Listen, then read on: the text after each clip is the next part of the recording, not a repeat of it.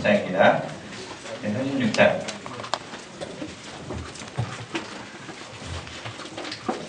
네, 36장은 장 제목이 좀 중요합니다. 뭐죠? 에서의 축복입니다. 이거 반드시 기억해야 할 장 제목 중에 하나예요. 하나님은 야곱만을 사랑하였다 이렇게 나가지 않습니다. 하나님은 에서도 무척 사랑하십니다. 특별히 하나님은 한 장 전체를 할애해서 창세기 한 장 전체를 할애해서 그 중에 36장을 에서의 족보라는 장으로 아예 기록을 해놨습니다. 여러분 이 족보는 에서예요. 에서 야곱이 아니라 에서입니다. 어떻게 보면 좀 비주류 같지만 이 부분들도 여러분의 시험에 대해서도 잘 나오는 좀 중요한 점이 있습니다. 중요한 부분들이 있습니다. 반드시 좀 알고 계셔야 돼요. 우리 1절과 2절인데 다 중요합니다. 특별히 2절부터요. 2절, 2절, 3절 다 기출입니다. 다 알고 계셔야 돼요. 자, 에서가 가나안 여인 중 헷 족속 엘론의 딸 아다와 히위 족속 시브온의 딸 아나의 딸 오홀리바마를 자기 아내로 맞이하고 이렇게 있어요. 이 시브온의 딸인 아나의 딸 이렇게 돼 있는데 이거는 이제 지금 말로 보면 좀 이해가기가 좀 어렵죠. 네. 그죠? 여러분 이렇게 그 영어에 보면 그러죠. 그랜드파더 다음에 또 뭐라죠?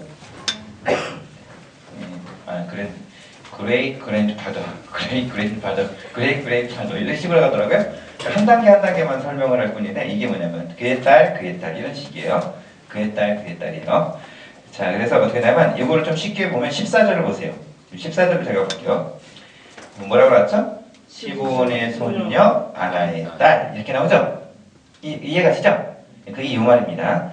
그래서 또 딸 누구냐면 오홀리바마를 아내로 맞이하고 3절도 기출입니다. 이스마엘의 딸 느바요스의 누이 바스맛을 맞이하였더라 이렇게 나왔습니다. 자, 그러면 여기서 창세기 36장을 보면 이렇게 나왔죠? 자, 창세기 36장입니다.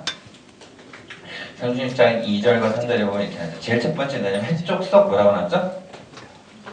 엘론의 딸 누구라 그래요? 유디시죠?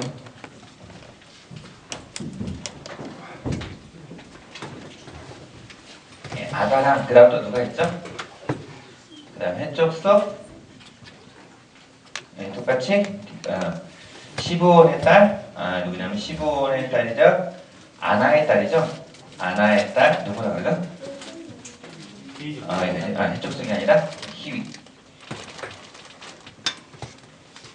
족속 아나의 딸 누구라 그러죠? 오홀리바마. 그 다음 한 명이 누구냐면 이스마엘의 딸 느바요스의 누인 누구라 그러죠? 바스맛이라고 합니다. 다 중요합니다. 근데 36장 말고 창세기에 보면 26장에 보면 또 뭐라고 나왔냐면 26장에 보면 34절과 35절 34절과 35절에 보면 뭐라고 하냐면 헷족속 제일 처음에 너무 가까이 있었나? 밑에다 쓸게요. 헷족속 엘론의 딸 뭐라고 그러죠? 제일 첫 번째 나온 인물이 그렇죠. 브에리의 딸 브에리의 딸 누구라죠? 유디시라고 나오고 또 그 다음에 똑같이 헷족속 뭐냐면 엘론의 딸 바스맛이라고 나옵니다. 그 다음에 26장 말고 또 창세기 몇 장이죠? 여기 지금 한 파트가 나오고 또 하나 창세기 28장에 4절인가 5절인가 6절인가 되는데 여기에 보면 또 뭐라고 그러냐면 이스마엘의 딸 뭐라 그러죠? 느바요스의 누이 뭐라 그래요? 누구래요? 마할라시라고 나옵니다. 그래서 이렇게 26장, 28장, 36장 이렇게 해서 인물이 이렇게 딱딱 있어요. 자, 그래서 성경은 이걸 보면서 우리가 기출문제는 뭐를 얘기하냐면 기출문제로는 아예 이렇게 나옵니다. 창세기 28장에서는 누구냐? 창세기 36장에서는 누구냐? 이렇게 아예 질문이 나와요. 그래서 여러분은 장별로 외우셔야 돼요. 됐죠? 그리고 왜 이렇게 인물이 그러면 여기 사실 느바요스의 누인 마할랏과 이스마엘의 딸 느바요스의 누인 바스맛과 어떻게 동일 인물이다라고도 이야기할 수 있지만 이거는 언어의 차이로 이름을 이렇게 부르기도 하기도 하고, 또 하나는 다른 인물일 수도 있다라고 하는 것은 두 가지 다 신학적으로는 이야기를 합니다. 즉 뭐냐면 다 다르다는 얘기는 이 인물이 지금 뭐냐면 좀 최대한으로 잡을 때 얘기인데, 에서의 부인이 몇 명이 되는 거예요? 최대한으로 잡으면 6명이 되는 거지. 이해가시죠? 이해가시죠? 창세기 쪽에 있었던 여기 있던 부분에 3명과 36장에 기록되어 있는 요것을 볼 때 합치면 전체가 6명이 되는 거죠. 부인이. 무슨 얘기인지 아시겠죠? 이름이 다르니까. 이렇게 될 수도 있고, 같은 이름을 저기냐면 이쪽 지역에서는 저렇게 부르고 이쪽 지역에서는 이렇게 부르고, 마치 사도 바울 선생님을 사울이라는 인물을 부르는 것과 그 다음에 로마식 표기로 얘기하면 그게 바울이라는 인물이죠. 하나님이 개명시킨 이름이 아닙니다. 그거 사실. 예, 근데 그렇게 이름이 다르듯이 아브람이 아브라함이라고 하는 그 이름이 있고, 그 다음에 또 다르게 또 좀 표현하는 이름이 있듯이, 이렇게 볼 때 이제 이름 표기가 다르다라는 것으로 그냥 이렇게 설명하는 것도 있습니다. 그래서 일단은 최소는 몇 명이냐면 3명이고, 최대한으로 가면 6명이 되는 거고, 이렇게 됩니다. 이해가시죠? 네, 이렇게 되고, 이것은 양쪽에 있는 것들을 다 외우셔야 됩니다. 되게 중요해요. 양쪽 답을 꼭 외우셔야 됩니다. 특별히 창세기 36장이 여러분들 시험 문제에 가장 잘 나오는 장으로 이제는 두각을 나타내고 있어요. 그래서 36장을 반드시 아셔야 됩니다. 네. 자, 다음에 지금 36장을 지금 하고 있는데요. 이거를 잘 아셔야 돼요. 예. 자, 그럼 이거를 보고 다시 좀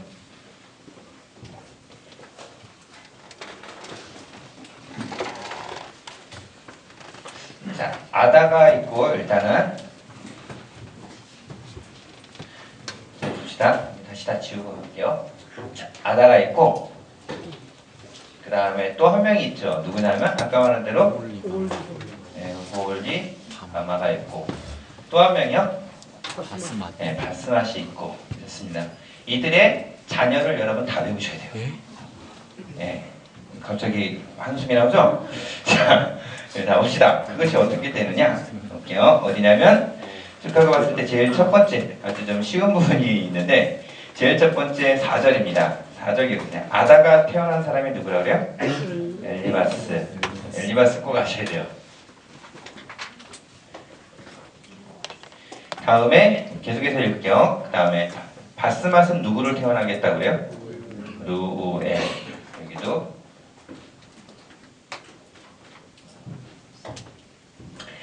자, 그 다음에 5절을 볼게요. 5절에는 뭐라고 그래요? 오홀리 바마는 누구를 태어나요? 여우스와 얄람과 고라.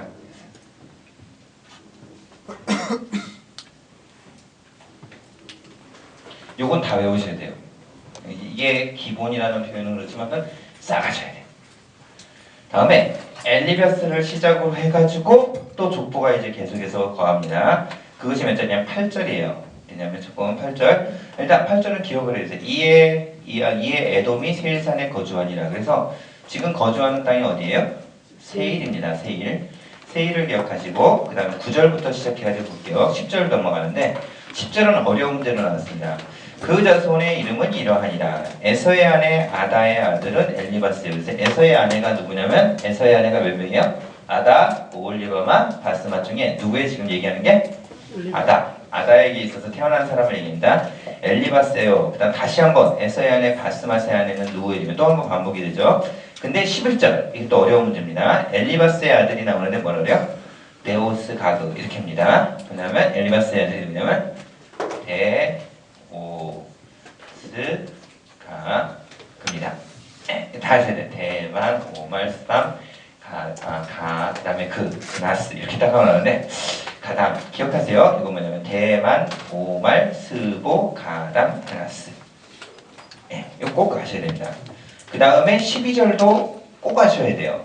에서의 아들 엘리바스에게 태어난 자녀들이 있고, 그 다음에 그의 첩이 있었습니다. 그 첩 이름 정확하게 나온 건 아니에요. 근데 후처라고 하는데 그의 아내로 인해서 태어난 첩이 있는데, 그 후처의 아내의 이름이 뭘까요? 여기 나오는데, 죄송합니다. 이거 뭐죠? 딥나. 그 여인에게 의해서 태어난 아들이 누구예요? 아말렉. 이 아말렉이 또 여러분의 기출문제로 또 나온 것이에요. 물론 어려운 문제로도 나왔었고 기출문제로 나왔습니다. 아말렉. 그래서 엘리바스에게 있어서는 데오스가 그 아까지 꼭 아셔야 됩니다. 데오스 가드 아말렉이 누구에 의해 태어났다고요? 엘리바스. 엘리바스 위로 올라가면 누구예요? 아다 위로 올라가면 누구예요? 에서의 족보에 있다. 이게 중요해요. 아말렉이라는 그 태어난 사람들이 에서의 족보다. 이게 좀 중요해요. 다음에 13절입니다. 역시 이건 기출입니다. 루엘의 아들들은 뭐라 그러죠? 나하, 세라, 삼마, 미사. 이거 보고 원하냐면 나하, 세, 삼, 미라고 합니다. 루엘의 아들.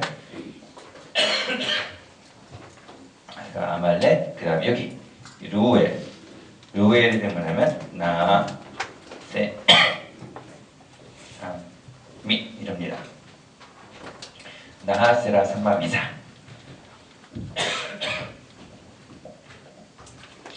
다음에 14절은 다시 한번 반복을 하는데 시브온의 손녀 아나의 딸 누구라냐 오홀리바마의 아들은 아까 말한 대로 그대로 누구라고요? 여우스, 얄람, 고라 이렇게 됩니다. 이것까지 그냥 이해 가세요? 무슨 얘기지? 네. 이해 가세요? 네. 그래서 전부 다 여러분이 외워야 할 인물이 뭐라고요? 제일 첫 번째 아다, 오홀리바마, 바스맛을 외우시고 아다에게 있어서는 누구예요? 누가 태어나요? 엘리바스가 태어나고 엘리바스 말고도 그 엘리바스에 태어난 이후에 엘리바스 다음에 있던 그 아들들이 누구예요? 데오스, 가그. 그 다음에 맨 끝에 누구? 아말렉까지. 이 사람들을 다 아셔야 돼요. 대만, 오말, 스방, 가담, 그나스 다 하신 다음에 올바마에서는 누구라고요? 세 명의 아들 누구요? 여우스, 얄랑, 고라. 여기만 딱 하고 외우시면 돼요. 바스마 세계는 누가 태어난다고요? 루엘이 태어나고 루엘의 또 자녀가 누구예요? 나하, 세라, 삼마, 미사 이렇게 된다는 거예요. 요거를 다 아셔야 돼요. 딱 아셔야 됩니다. 자, 그런 다음에 15절부터 제가 읽어보면 그렇습니다. 에서의 자손의 족장은 이러하니라. 에서의 장자 엘리바스의 자손은 대만 족장, 오말 족장, 스보 족장, 그나스 족장, 고라 족장, 가담 족장, 아말렉 족장이냐. 그래서 이거 다 아셔야 돼요. 싹. 그래서 이걸 보고 뭐라 하냐면 에서에게 있어서의 여기 밑에 있는 사람들 전체가 다 딱 하고 있는 다 족장들이에요. 그래서 몇 족장이 있을까요? 여기 있던 엘리바스 밑에 있는 것은 6족장이 될 거예요. 6족장. 아셨죠? 6명의 6족장. 다음에 17절부터 또 줄만 걸으세요. 17절부터는 에서의 아들 루엘의 자손은 그래서 루엘 자손 저쪽에 있는 루엘 자손은 해가지고 나옵니다. 거기는 나핫 족장, 세라 족장, 삼마 족장, 미사 족장이요. 그래서 이거 전체 몇 족장이 나와요? 나세 삼매니까 4족장. 다음에 넘어가서 18절. 이것도 줄만 걸으세요. 에서의 아내인 오홀리바마의 아들은 해서 여우스 족장, 얄람 족장, 고라 족장. 그래가지고 이 사람들은 몇 족장이 나와요? 3족장. 이해가시죠? 그래서 여기 6개, 여기 3개, 저기 4개. 그래서 전체 합치면 몇 개 족장이 나와요? 에서에게서 몇 족장이 나온다고요? 13족장이 나온다는 거예요. 아셨죠? 무슨 얘기인지 아시겠죠? 자, 그 다음에 나중에 하겠지만 이게 요단강이고 여기 요렇게 생긴 요 사해고 사해바로 밑에 보면 이제 밑으로 내려가는 에시온게벨 있고 여기 밑에 보면 애굽 있고 자 이쪽 이쪽을 보고 뭐라니 요단강을 중심으로 이쪽을 보고 뭐라 그러죠? 요단 서편 이쪽을 보고 뭐라 해요? 요단 동편 이러잖아요. 요단 동편에 있던 나라가 3군데가 있습니다. 뭐죠? 암몬이 있고 그 다음 뭐가 있어요? 모압이 있고 여기 뭐가 있어요? 에돔이 있어요. 이 에돔의 지역이 뭐가 있냐면 세산이 여기 있는 겁니다. 그럼 에돔 지역이 크겠죠. 이만큼이. 그 에돔 지역이 어떠냐를 갖다 지금 설명을 하고 있는 거예요. 여기에서 지금 있는 거예요. 여기서 지금 이렇게 족장들이 계속 펼쳐져 가는 거예요. 지금 13족장이 여기서 이제 계속 살아가는 것을 얘기합니다. 자, 근데 이제 거기서 뭐라고 얘기하냐면 20절부터 세일의 자손 이래가지고 그 땅의 주민 호리 족속 세일 자손은 로단과 소발과 시부온과 아나와 디손과 에셀과 디산이니 이렇게 있습니다. 그래서 요거를 다 좀 이거는 굉장히 어려운 문제를 놨어요. 어려운 문제 중에서도 굉장히 어려운 문제. 어려운 문제 중에서도 굉장히 어려운 문제. 즉 세일 이 땅에 살고 있었던 족장들을 얘기해요. 이쪽에 살고 있었던 자손들을 얘기해요. 그 족속이라고 나오는 것을 얘기해요. 가나안은 몇 족속이 있었다고 그러죠? 여기는 7족속이라고 우리가 얘기해요. 11족속에서 10족속에서 7족속이죠. 에돔 땅에는 몇 족속? 지금 말하고 있는 여기 족속들이 딱 하고 있어요. 몇 개가 있습니까? 여기에 그러니까 에서의 가족에서는 족장이 이만큼인데 에서의 가족에서 족장이 아니라 이 전체 땅, 에돔 땅에 있는 세일산이라고 얘기하는 세일 지역이라고 하는 그곳에는 몇 개의 족장들이 있어요. 그 땅에는 호리 족속들이 살고 있었는데 호리 족속 중에서도 이만큼 있었다. 이렇게 해요. 이 몇 족속이에요? 7족속이 있었던 거예요. 그러니까 7개의 다른 사람들이 7개에 대한 그것이 하나하나 이렇게 7개가 여기 번져 있고 그 중에 하나가 뭐가 되냐면 에서가 그 족장이 이제 자리를 잡는 거지. 이해가시죠? 에서가 여기서 이제 자리를 잡고 있는 거예요. 아셨죠? 그런데 에서는 몇 개의 족장이 있다고요? 여기 보니까 위에 보니까 13개의 족장이 있다라는 거예요. 아셨죠? 그래서 이 지역에 에서가 여기서 이제 살아가고 있는 그런 모습을 얘기하는 것이에요. 그래서 이것도 다 알고 계셔야 돼요. 호세, 로소, 시아 이렇게 꼭 외쳐야 돼요. 호리 족속에 있어서 호리 족속 세일에 있는 것은 맞습니다. 로소, 시아, 디에디, 디에디 꼭 기억하십시오. 로소, 시아, 디에디 이렇게 앞글자만 다 가지고 저희는 하고 있어요. 로소, 시아, 디에디 이럽니다. 그래서 7개가 나와요. 그 중에 제가 이 숫자를 다시 한번 읽어보면 어떻게 되냐면 세일작선이 있는데 로단과 소발과 시부온과 아나라고 있는데 이 아나의 딸이 누구였었어요? 아까 말해드렸는데 아나의 딸이 누구였었죠? 아나의 딸이 오홀리 바마예요. 여기 아셨죠? 그래서 그 족속 중에 한 족속과 에서가 결혼해가지고 이제 이 자녀가 이렇게 됐다. 이 부분을 얘기하는 거예요. 근데 이 아나가 누구냐?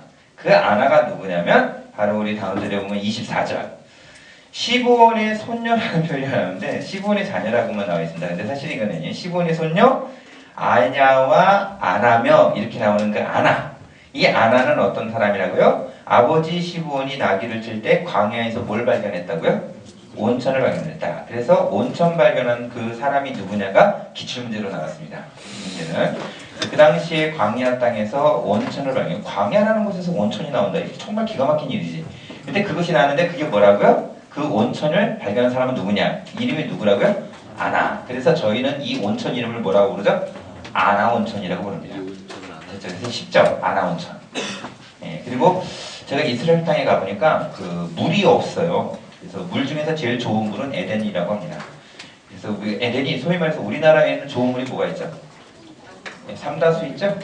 그렇죠? 그러니까 이름표처럼 에덴이 그 생수 이름이에요. 근데 그 가격은 중간 정도의 가격인데 물이 그래도 괜찮다 이렇게 해서 있더라고요. 근데 이스라엘 땅에 갔더니 물값이 너무 비싸요, 다들. 그래가지고 물값이 너무 비싸니까 물에 대해서는 정말 이 대책이 없는 거예요. 왜냐하면 비가 오는 때가 그 우기라는 때가 아주 짧기 때문에 그때만 비 오고 나머지 비 하나도 안 옵니다. 그래서 그 물을 갖다가 한번 비가 오면 그 물을 다시 저장해서 쓰는 그 활용하는 용도가 80% 이상이 된다고 그러더라고요. 이스라엘 땅이. 한번 비가 오면 그 비를 갖다 돌려서 쓰는 율이 80%라고 해요. 굉장히 세계에서 최고라고 합니다. 근데 이렇게 보니까 비가 그렇게 안 와요. 그래서 뭐가 없냐면 목욕탕 없어요? 그리고 사우나장 없어요? 이렇게 물어봤더니 없다는 거야. 왜냐하면 물을 그렇게 쓸만한 데가 없으니까. 근데 이제 유일하게 온천이 있는 지역이 있더라고요. 거기가 있다는 거예요. 그래서 그러냐 그러면서 제가 이렇게 있었는데 물론 공부하느라고 안 가봤습니다. 물론 가볼 수 있는 그것도 없었지만 근데 특별히 여기 뭐를 발견해요? 광야에서 뭘 발견했다고요? 온천을 발견했다. 이거예요. 이거. 그래서 에돔 땅에 온천이 발견됐다. 실제로 여기 있는 지역에 제가 가봤더니요. 제가 요르단 동편만을 이렇게 갔습니다. 요르단 지역에 가봤더니 여기 밑에 온천이 있긴 있다고 그러더라고요. 정말로. 자, 그때 그 온천을 뭐라고 부른다고요? 아나 온천. 아나 온천 꼭 기억하세요. 다음에 31절부터 보도록 하겠습니다. 이게 여러분 굉장히 좀 36장 자체가 본문이 어려운데 여러분이 소화를 참 잘하시네요. 대단하시네요. 여러분 이해력이 굉장히 빠르신데요. 되게 좀 잘하십니다. 여러분들 제가 학원 강사를 했었어요. 2년 6개월 동안 제가 이제 학원 강사를 해가지고 대충 이렇게 보면 알아요. 알아듣고 있구나. 아니면 이렇게 있구나. 이런 것도 대충 압니다. 근데 여러분 좀 잘 알아듣는 거 보니까 참 여러분들이 머리가 좀 좋은 것 같아요. 잘 가르치든지 둘 중에 하나겠죠? 자, 봅시다. 다음에 에돔의 31절부터는 뭐가 있냐면 제가 읽을게요. 이스라엘 자손을 다스리는 왕이 있기 전에 어디냐면 에돔 땅을 다스리는 왕들이 있었다. 즉 뭐냐면 이 에돔 지역을 다스리는 왕들이 있었다는 거 아니에요. 그죠? 그죠? 자, 그 지역에 살고 있었던 사람들이 있는데 그중에 32절 기출입니다. 부올의 아들 누구요? 벨라가 에돔 왕이 되었다. 도성의 이름은 뭐다? 이거 다 외우셔야 돼요. 뭐죠? 딘하바. 이거 되게 중요합니다. 딘하바. 벨라와 딘하바를 연결을 하셔야 돼요. 그 다음에 33절은 제가 쭉 하고 읽을 때 어려운 문제가 나왔습니다. 뭐만 표시하냐면 벨라가 죽고 보스라 사람 세라이를 누구라 하냐면 요밥만 동그라미 해놓으세요. 요밥. 34절은 요밥 다시네 다음에 누가 되나요? 후삼. 35절은 쭉 하고 있는데 35절은 기출입니다. 그걸 알고 계셔야 돼요. 후삼이 죽고 부다세 아들 모압들에서 미디안 족속을 친 누구요? 하닷 기억하셔야 돼요. 그의 도성 이름이 뭐라고 나와 있어요? 이거 되게 중요한데. 아윗. 다음에 36절은 또 어려운 문제로 이렇게 있습니다. 그래서 다른 건 아니라 하닷 죽은 다음에 왕이 된 사람이 누구예요? 삼나 동그라미 놓으세요. 삼나. 37절도 동그라미를 해놓으셔야 돼요. 누구냐면 르호봇의 누구요? 사울. 다음 38절은 사울이 죽고 하고 뭐냐면 또 동그라미 해놓으셔야 돼요. 누구죠? 이것도 어려운 문제인데 바알하난. 다음에 39절이 기출입니다. 악볼의 아들 바알하난을 죽고 나서 누가 또 왕이 됐다고요? 하달. 그래서 그를 대신하여 왕이 됐는데 도성 이름이 뭐다? 이게 참 중요한데 바우 꼭 기억하시죠. 그 다음에 있는 것은 뭐 괜찮습니다. 뭐 그의 아내의 이름은 무헤다벨. 이것은 뭐 그냥 괜찮습니다. 자, 그 다음에 그럼 요거를 가지고서 딱 하고 봤을 때 이른다. 뭐라고 하냐면 가고 보면 네. 자, 위에서 보면 벨 호하 삼나만 쓰인가요? 네.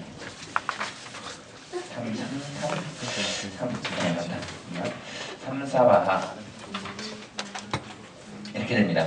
자, 몇 명의 그 에돔 땅을 다스리던 역사를 기록하고 있는 거예요. 이 에돔 지역을 다스리던 역사를 기록하고 있는데 그 역사에서 왕들이 쭉 하고 납니다. 몇 왕이냐면 8왕이 있었다는 거예요. 그 8왕이 누구냐면 벨라, 요바, 후삼, 그다음에 하닷. 하닷이 아니라 하닷이에요. 그 다음에 삼나, 그 다음에 사울, 바알하난, 그 다음 제일 끝에 하달 이렇게 나옵니다. 근데 벨라가 다스렸던 성 이름이 있어요. 이게 참 중요한데 뭐죠? 딘하바. 예, 어유 잘하시네요. 자, 그 다음에 하닷이 다스렸던 곳이 어디요? 예, 죄송합니다. 바가 아니죠. 아윗. 어우 잘하시네요. 그 다음 제일 끝에 있는 하달이 다스렸던 그 성 이름이 있어요. 그 성 이름이 뭐예요? 우 이렇게 나옵니다. 그래서 성이 몇 개예요? 3개. 이게 시험 문제 나왔습니다. 기출로 뭐냐? 다음 중 에돔 땅에 있었던 성이 아닌 것은 이렇게 문제가 나왔어요. 그 뭐를 외우면 돼요? 3개를 외우면 되겠죠. 아셨죠? 네, 이렇게 3개를 외우기 힘들다. 그러신 분은 어떻게 하냐면 그때 보기가 4개가 나왔는데 그 보기 중에 하나가 뭐냐면 바알하난이었어요. 그래서 이 3개를 나는 외우기가 너무 힘들다. 그럼 뭐만 외우시면 돼요? 바알하난만 외우십시오. 그리고 어떻게 돼요? 정답만 그것만 쓰면 되죠. 아셨죠? 이거 외울 필요가 없이. 아셨죠? 무슨 얘기인지 아시겠죠? 잘 모르시겠어요? 네. 무슨 얘기인지 아시겠죠? 네, 반드시 꼭 3개를 외우세요. 네, 이게 성읍 이름입니다. 사람 이름 아닙니다. 자, 그래서 8개 있던 8왕이 있었다. 하는 것이 36장의 기록이에요. 다음에 37장부터 시작해가지고 나오는데 지금 37장부터 50장까지는 누구의 기록일까요? 요셉의 기록입니다. 그리고 성경에 그 우리 장신대 시험 문제 중에 꼭 나오는 문제가 있습니다. 이건 반드시 넣습니다. 그건 뭐냐면 창세기는 몇 장이냐 이런 거 시험 문제 나와요. 몇 장이냐? 50장. 출애굽기는요? 40장. 레위기는요? 27장. 그다음 민수기는요? 36장. 신명기는 34장. 이거를 성경 66권을 다 외우셔야 돼요. 무슨 얘기 아시겠죠? 반드시 하나가 나옵니다. 반드시 하나가 나와요. 딱 하고 나옵니다. 요나서 4장 이렇게 딱 나와야 돼요. 안 그러면 안 돼요. 아모스서 9장입니다. 에스겔서 48장 나와야 돼요. 안 그러면 몰라요. 곤란해집니다. 시편 150편. 이거 너무 잘하셔서 안 나옵니다. 그거는 괜찮아요. 근데 나머지 거 꼭 시험 문제 나오는 게 있어요. 그게 구약을 묻던 신약을 묻던 반드시 한 문제가 있습니다. 구약에서 하나가 나오면 신약은 안 나오고 신약에서 나오면 구약이 안 나오래요. 골로새서 몇 장입니까? 네? 네, 4장입니다. 고린도전서 16장이에요. 반드시 시험 문제 하나가 나온다니까. 성경 66권이 몇 장까지 되었느냐. 이거는 꼭 아셔야 될 것 중에 하나예요. 신약은 좀 얇게 나옵니다. 뭐가 나오느냐. 마태복음은 몇 장 몇 절까지 있냐. 이런 것도 나와요. 예, 아주 좀 얇죠. 예, 그거 그렇게 나옵니다. 28장 몇 절까지 있습니까? 22절. 네? 예, 20절까지 있죠. 예, 마가복음은요. 똑같이 20절입니다. 됐죠? 예, 그런 거 다 외우셔야 돼요. 안 그러면 큰일 납니다. 누가복음은요? 기본으로 다 외우셔야 돼요. 24장, 53장. 근데 다 외우셔야 돼요. 안 그러면 큰일 납니다. 그 다음에 요한복음은요? 21장, 31절. 적어도 신약은 좀 그래서 외우는 게 좀 까다롭습니다. 근데 구약은 그렇게까지는 아닙니다. 그렇게까지는 아니지만 외워야 할 게 많죠, 구약은. 너무 쪼잔하게 묻지 않습니다. 왜냐하면 그렇게 안 쪼잔하게 물어도 너무 모르는 게 많기 때문에 그래서 질문을 상당히 다양하게 해도 괜찮으니까 그래서 그렇습니다. 근데 다 외우셔야 돼요. 근데 창세기에서 가장 많은 본문을 할애하는 족장은 이런 표현도 나왔어요. 뭐냐면 그 창세기 족장이 있습니다. 누구죠? 대표적인 족장. 아브라함, 이삭, 야곱, 그 다음에 누구예요? 네, 그 다음에 요셉입니다. 이렇게 보기가 여기 있어요. 그 중에 가장 많은 본문을 할애하고 있는 인물이 누구예요? 네, 요셉입니다. 요셉. 네, 굉장히 많아요. 가장 많습니다. 37장부터 이제 요셉에 대해서 같이 한번 보도록 할게요. 단전을 같이 한번 읽으면서 보도록 합시다. 먼저 2절입니다. 왜냐면 야곱의 족보는 이러하니라. 요셉이 17세 소년으로 보세요. 이거 되게 중요합니다. 요셉이 나이가 몇 살이에요? 17세. 그러면 요즘 17살이면 몇 학년입니까? 9일 정도 됐죠? 9일 정도. 네, 다음에 그가 있었을 때 얘기해요. 좀 어려운 문제로 나온 것은 아닌데 일단 17세 소년. 일단 기억만 좀 해주세요. 다음에 그 형들과 함께 양을 때 아버지의 아내 누구냐면 아버지 아내가 누가 있죠? 비라. 그 다음에 실바의 아들과 더불어. 그러면 엄마가 한 명이 더 있을 거예요. 누구죠? 돼야죠. 라헬은 죽었으니까. 이들과 더불어 함께 있었더니 그가 그들의 잘못을 아버지에게 말하더라. 이렇게 나왔죠. 그러니까 그들이 뭐 잘못하면 쪼로로 뛰어가서 아빠 제가 뭐 이런 거 잘못했대요. 아빠 얘가 이런 거 잘못했대요. 그리고 맨날 그런 것만 얘기하는 거 있잖아요. 이런 사람이 누구예요? 요셉이라는 거예요. 참 요셉을 저는 개인적으로 보면 요셉을 비전가라고 저는 이야기합니다. 그 미래를 제시하기도 하고 단순히 제시만이 아니라 해결까지도 제시하는, 그리고 실제로 해결을 해내는 그런 사람이 비전가라고 얘기를 해요. 근데 요셉이라는 사람을 가만히 보면 제일 첫 번째 태어났던 요셉은 좀 재밌어요. 아버지는 몇 명입니까? 아버지는 한 명인데 엄마가 몇이었어요? 사실은 4명. 네, 4명이었어요. 거기에 자녀들은 또 어떻게 되죠? 요셉을 갖다 보면 지금 제가 좀 너무 높이 썼는데 제일 첫 번째 엄마가 누구죠? 레아죠. 그 다음 두 번째가 레아, 비라. 그 다음 비라. 그 다음에 실바 다음에 그 다음에 라헬이잖아요. 이때 쭉 태어난 다음에 여기 또 태어났었던 부분이 있는데 이게 누구예요? 요셉이거든요. 요셉이 사실 서열을 보면 몇 번째입니까? 남자들만 했을 때 디나 말고 11번째. 그다음 마지막 아들이 누구예요? 베냐민 있잖아요. 서열상으로 보면은 위서부터 쭉 하고 보면 정말 맨 끝에, 거의 맨 끝에 있던 이런 인물이에요. 근데 이런 인물이 아버지한테 사랑을 받으려고 하는 방법이 있습니다. 다른 것이 아니라 이런 가족 구성원에 의해서 봤었을 때 여러분 여기서 정말 놀라운 비전가가 나타날 거다. 이거 기대가 되세요? 절대 불가능할 겁니다. 근데 성경은 여기서 비전가가 나올 수 있다고 얘기한다는 거예요. 하나님의 기적적인 일들이 일어날 거라는 거예요. 그리고 요셉이 이런 모든 가족적인 분위기의 모든 것들을 봤었을 때 아버지한테 가서 모든 형들을, 여기 있는 형들을 모두 다 제끼고 아버지의 사랑을 받을 수 있는 방법을 봤어요.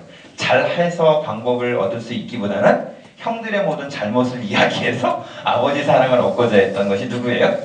요셉이라는 인물이에요. 그의 나이 몇 세라고요? 17세라는 것이죠. 자, 이런 사람 비전가 되면 되겠습니까? 안 되겠습니까? 이런 사람이 변화하지 않고 비전가가 되었다. 나라 박살납니다. 그리고 이런 사람이 청문이 됐다. 야, 다른 수많은 밑에 사람들, 수많은 사람들의 잘못만 위에 있는 왕한테 고젓이라는 아주 이상한 사람 됐을 겁니다. 하나님 기가 막히게 이 요셉을 통하여 변화시키실 것이에요. 이 비전가로 만들어 가실 거예요. 하나님은 한 사람을 내라 이 사람을 갖다 어떻게 만들겠다라고 하시면 반드시 그 사람에 대한 뭐가 이제 따르게 되냐면 다루심이라는 단어를 따르게 돼요. 이제 요셉을 향해서 이제 하나님이 야곱이라는 아버지를 다루셨듯이 이번엔 또 요셉이라는 사람을 이제 다루는 것들을 성경은 이야기합니다.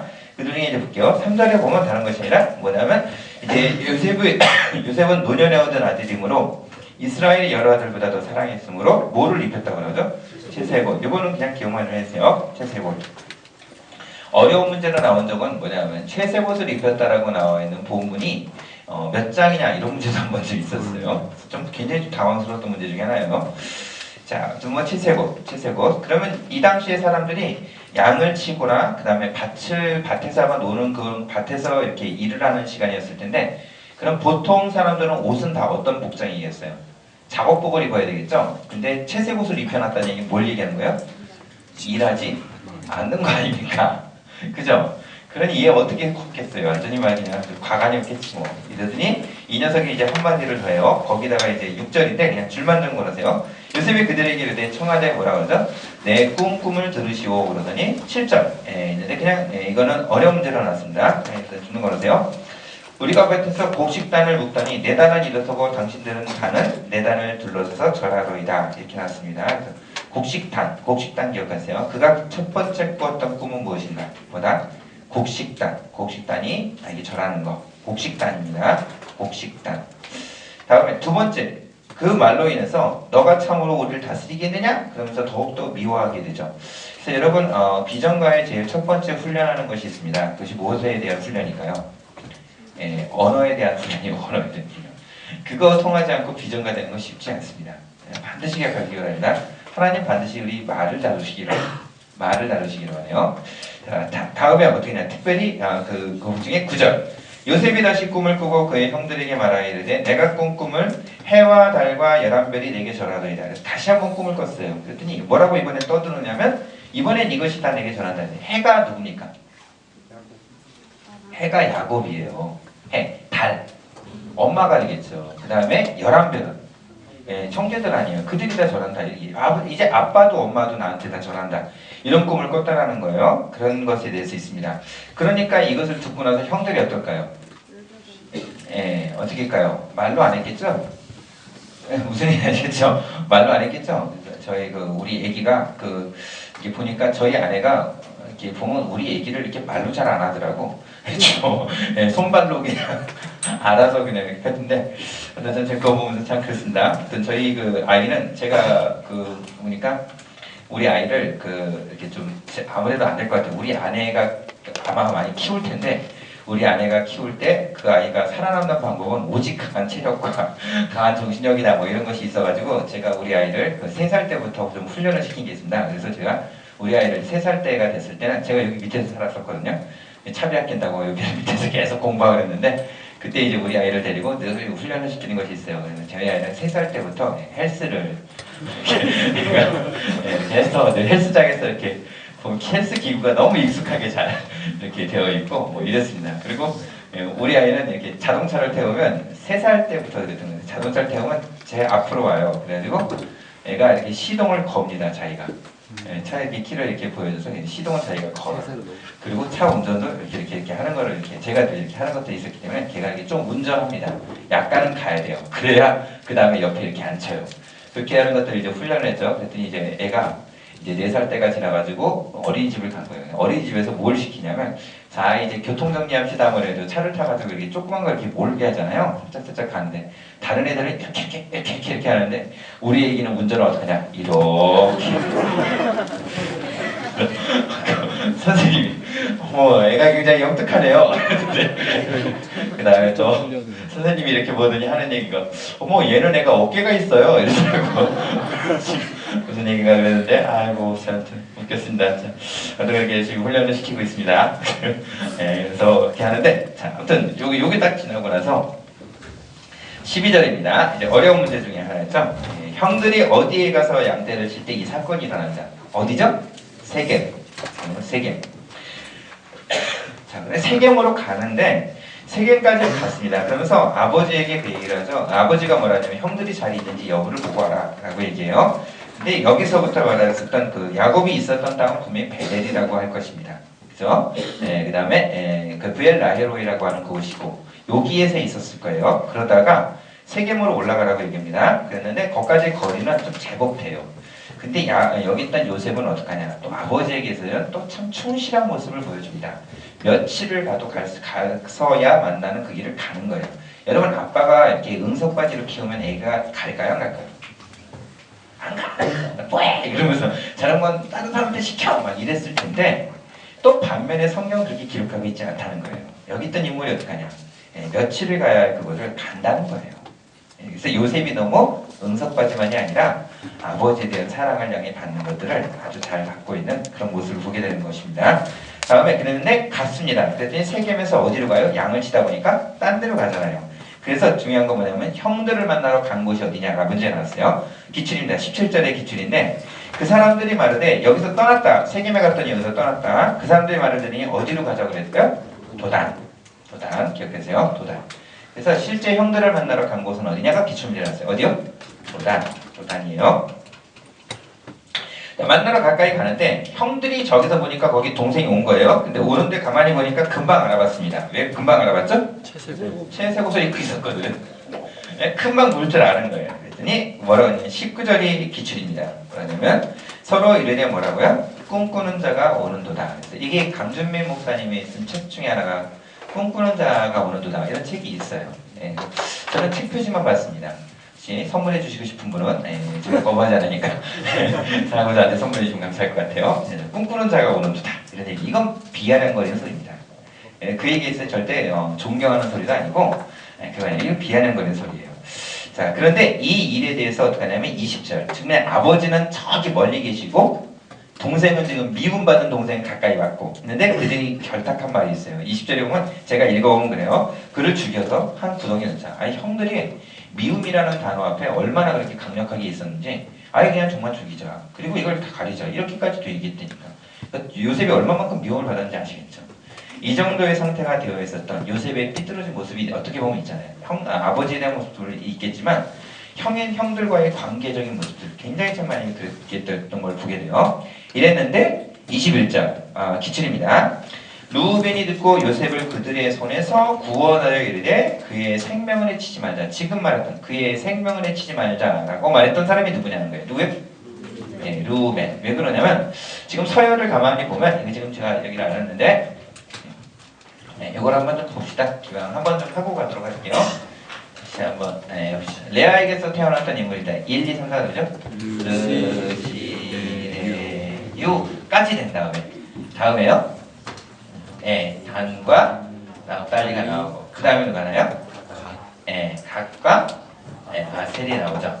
자, 그런 다음에 여기까지 딱 하고 된 다음에 누구냐면 어떤 일이 벌어지냐면 레아에게 태어났던 루벤이 뭘 가지고 와요? 합판체를 갖고 오잖아요. 그래서 합판체로 인해서 여기 있던 그 라헬에게 의해서 그 값을 갖다 딱 하고 사게 됩니다. 그걸 합판체를 갖다 그 값을 사게 되죠. 그래서 태어난 사람이 누구예요? 죄송합니다. 이사갈이죠. 이사갈. 그 다음에 스불론 딱 하고 나오잖아요. 그 다음에 누가 태어나냐면 디나 태어나잖아요. 근데 디나 일단 안 하고 그 다음에 누가 태어나요? 여기 있잖아요. 요셉이 태어나고 나중에 베냐민이 태어나죠. 근데 여기서 보면 서열이 루벤이 몇 번째예요?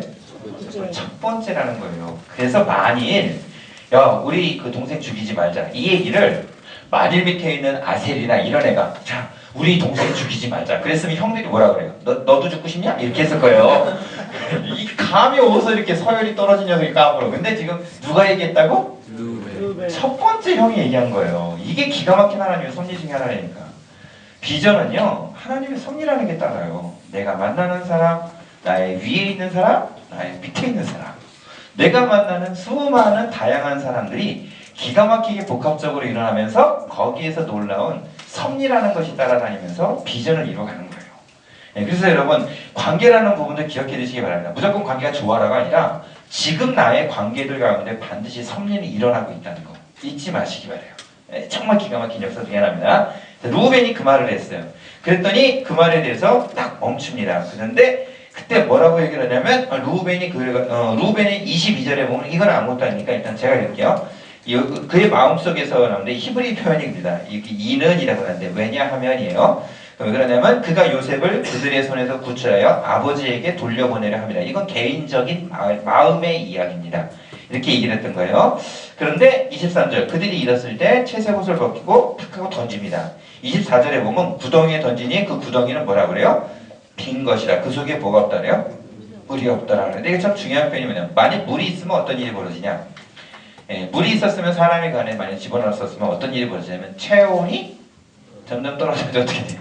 죽어요. 근데 그때 정말 신기한 일이 뭐냐면 하필 또 집어 던진 구덩이가 뭐가 된 거예요? 거기 구덩이에 물이 없었어. 다 기가 막힌 섭리 중에 하나였다니까. 어떻게 이런 일이 벌어졌을까?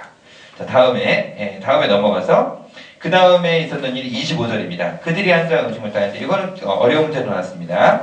눈을 들어본즉 한 무리의 이스마엘 사람들이 길르앗에서 오는데 낙타에 무엇인가를 싣고 어디로 간다 그러죠? 애굽으로 간다. 정말 기가 막힌 섭리 중에 하나는 뭐냐면 기가 막힌 그 시간에 또 누가 찾아온 거예요? 이스마엘 상인 대적하고 왔던 것이에요. 이거 꼭 기억하십시오. 그들이 왔던 곳 되게 중요한데 누가 찾아왔다? 이스마엘 상인들. 그다음 그들이 어디에서 와서 어디로 갔느냐라는 어려운 문제가 났어요. 어디죠? 길르앗에서 애굽으로 가는 거. 길르앗에서 애굽. 기가 막히게 일이 일어나요. 그 다음에 26절이 또 기출입니다. 26절은 뭐라 그러냐면 자, 유다가 자기 형제들에게 이르되 우리가 동생을 죽이고 피를 덮어둔들 무엇을 유익할까? 이러면서 뭐라 그러냐면 그를 27절에 보면 이스마엘 사람에게 팔자라고 하는데 자 이스마엘 사람들에게 팔자라고 말했던 사람은 누구냐가 기출문제였어요. 누구예요? 유다 기억하세요. 유다 그 유다 팔자 이렇게 얘기를 하죠. 기억해 주세요. 유다. 자, 그랬는데 너무나 놀라웠던 건 뭐냐면 유다는 사실 서열상 보면 또 몇 번째였어요? 네 번째밖에 되지 않았어요. 어떻게 보면 근데 기가 막힌 일은 뭐냐면 바로 밑에 보면 뭐라 하냐면 그는 우리 동생이여 혈육이라 하며 그의 형제들이 뭐 했다 그러죠? 갑자기 청정하더라 라고 나와요. 이들의 그 분기와 이런 것이 있으면 사람 말 안 듣잖아요. 여러분 화났을 때 말 들어요 안 들어요? 안 듣잖아요. 근데 이때 기가 막히게 이 말이 그들의 마음에 바뀐 거예요. 청정이 됐다니까. 그래서 그렇게 하자라고 하는 얘기를 했어요. 그래서 팔자라고 말했던 사람이 누구다? 유다. 이게 기출문제입니다. 그 다음에 실제로 이 일을 딱 하고 했었습니다. 그랬을 때 28절이 기출인데 이제 미디안 상인이라고 하는 이스마엘 사람들이라고 나오는데 이들에 대한 거 두 가지입니다. 미디안 상인, 이스마엘 사람 이거 다 중요합니다. 같은 계열이에요. 다 같은 것이니까. 근데 미디안 사람들이 와서 그를 갖다가 구덩이에서 올리는데 값을 얼마를 주고 팔았다죠? 은 20. 그러면 그 당시에 노예의 값이 얼마입니까? 노예라기보다는 사실은 좀 그렇게 표현이긴 한데 값이 얼마죠? 예수님이 얼마에 팔리죠? 네, 30에 팔려요. 보통 사람들에게 대한 부분을 팔 때는 30 정도를 잡습니다. 그럼 30보다 작은 이유는 왜 그러죠? 완전한 어른이 아니기 때문에. 그래서 20을 팔 것입니다. 이렇게 지금 추산을 하고 있어요. 그 은 30의 값이 얼마쯤 되느냐? 이거는 여러분 그 예수 시대 예루살렘인가 그 책이 있습니다. 요아킴 예레미야스라는 분이 쓴 책인데 그 책이 영어로 돼 있어요. 그래서 그 책을 우리나라에 한국어로 번역해놨는데 그 번역할 때 우리 개신교인 우리가 번역한 게 아니라 저쪽에 있는 천주교 분이 번역을 했습니다. 그래서 그 내용이 다 천주교 언어가 좀 이렇게 가끔씩 있어서 무슨 뜻인지 잘 모를 때가 있어요. 그러나 그 번역된 것이 있어요. 그 당시 의사는 봉급이 얼마였냐 뭐 이런 거. 그 다음에 뭐 예수님 시대 때 살았었던 내용들이 있습니다. 그거는 제가 볼 때 신학하는 사람으로서 우리가 좀 설교를 하기도 그렇지만 그 신학하는 사람으로서 반드시 봐야 할 책 중에 하나예요. 굉장히 참 중요한 책 중에 하나입니다. 그럼 여러분 그 노예가 두 종류입니다. 이방인 노예값이 있고 히브리인들 노예값이 있고 그래요. 그때 은 30이라는 돈은 7년 이상을 벌어야 하는 굉장히 좀 오랫동안 모아서 써야 할 돈 중에 하나입니다. 그러니까 예수님의 은 30이 팔렸던 게 하찮은 값이 아니에요. 그거 굉장히 비싼 값입니다. 무슨 일 아시겠죠? 뒤집어서 얘기해서 예수 시대 때 예루살렘에서도 노예를 노예처럼 막 부리려고 한 게 아니라 값이 어떻다고요? 비쌌어요. 그래서 사람들이 그냥 막 함부로 사다가 막 이렇게 하고 그런 거 아닙니다. 그리고 실제로 노예를 불릴 수 있는 사람은 아주 부자인 이상 또 되지도 않았고. 이제 무슨 일인지 아시겠죠? 자, 그런 게 은 20이라는 거예요. 자, 그 다음에 딱 하고 데려갑니다. 그런데 29절에 보면 이런 표현이 있죠. 르우벤이 돌아와 구덩이에 이르러 본즉 요셉이 없는지라. 옷을 찢고 나서 툭 하고 얘기합니다. 30절이 기출입니다. 아우들에게로 되돌아와서 이런 표현이 나와요. 그러면서 아이가 없도다 나는 어디로 갈까 이런 표현이 나와요. 이게 무슨 얘기냐면 이 번역을 제일 잘해 주셨던 나름대로 있는 신학자는 아니지만 찰스 스윈돌이라는 분이 있습니다. 그분이 쓴 요셉에 대한 책이 있어요. 그 책은 제가 볼 때 가장 어떤 얘기냐면 텍스트 기준점이 될 수 있는 좋은 책 중에 하나입니다. 그 책 꼭 보시기 바랍니다. 그 책에서는 이렇게 얘기를 하고 있어요. 뭐라 그러냐면 이제 루벤이 그런 거지. 이제 아까 말한 대로 개인적 속셈에 의해서 이걸 아이에게 분명히 아버지에게 돌려보내야지. 그래서 자 아이를 죽이지 말자. 그렇게 하지 말자. 그리고 구덩이에 먹이는 넣자. 이런 식으로 딱 얘기했다는 거예요. 그리고 그 시간에 어떻게 하냐면 루벤이 잠깐 어디를 갔다라고 얘기를 해요. 그러고 나서 어떻게 하냐면 형들이 딱 이제 그 같은 형제들 데리고 갈 때 나 잠깐 저기다 뭐 두고 왔어. 그러면서 얼른 와가지고 누구를 꺼내간다고요? 요셉을 꺼내가지고 형한테 돌리고 다시 그리로 가려고 개인적 속셈을 했는데 바로 이 시간에 어떻게 하냐면 루벤은 어디 갔다? 딴 데를 정말 가 있던 거예요. 그리고 정말 팔아버렸습니다. 그러고 나서 어떻게 한다? 기가 막히게 판 후에 어디로 가는지 모르게끔 되어 있는 그 시점에 정확하게 다시 한번 온 거예요. 그리고 나서 딱 하고 왔었을 때 정말 개인적으로 와보니까 이 구덩이 없으니까 다시 그 형들 자기 치는 데 갔습니다. 되돌아와서 말을 하는 거예요. 아이가 없도다 이런 식으로 얘기를 했다는 거예요. 이해가시죠? 그러니까 개인적으로 그것을 하려고 했었는데 이것이 또 그냥 완전히 꼬여버린 거지. 아버지에게로 돌려보내려고 하는 일이 있었는데 그게 또 되어지지 않았던 것이지. 무슨 얘기인지 아시겠죠? 이 하나님의 섭리 중에 하나입니다. 하나님의 섭리는요, 사람들이 그거를 부수려고 해도 되지 않아요. 하나님의 섭리는 계속 이루어지기 때문에 사람들이 망가뜨리려고 해도 되지 않습니다. 그냥 하나님의 섭리 이루어지는 거예요. 아셨죠? 네, 그게 바로 여기서 말하는 부분 중에 하나입니다. 자, 그 후에 어떻게 되냐면 그들이 이것을 갖다 이제 악한 짐승이 잡아먹었다라고 얘기를 하라는 거죠. 그러고 하는데 36절 뭐냐면 미디안 사람에게 애굽 사람 바로의 시위대는 누구에게 팔았다고요? 보디발에게 팔았다. 이렇게 딱 하는 거죠. 전적인 하나님의 큰 은혜가 이제 계속해서 펼쳐지는 거예요. 여기서부터는 사람의 도움이 있는 겁니까? 아니면 하나님의 역사밖에 없는 거예요. 하나님의 기가 막힌 역사밖에 없는 거예요. 이게 정말 놀라운 일들 중에 하나예요. 그래서 정말 갔는데 너무 놀랐던 건 시위대장이라고 하는 그 시위를 이렇게 하고 있는 뭐냐면 가장 애굽이라고 하는 그 당시 최강의 국가의 왕을 보좌하는 가장 높은 측근 거기에 있는 그 사람의 그 집에 딱 하고 이렇게 팔리게 되는 놀라운 일이 있었던 것입니다. 네, 38장부터는 우리 10분만 쉬었다 좀 하도록 감사할까요? 네. 10분만 쉬었다 다시 하겠습니다. 네. 10분만 쉬었다 다시 하겠습니다.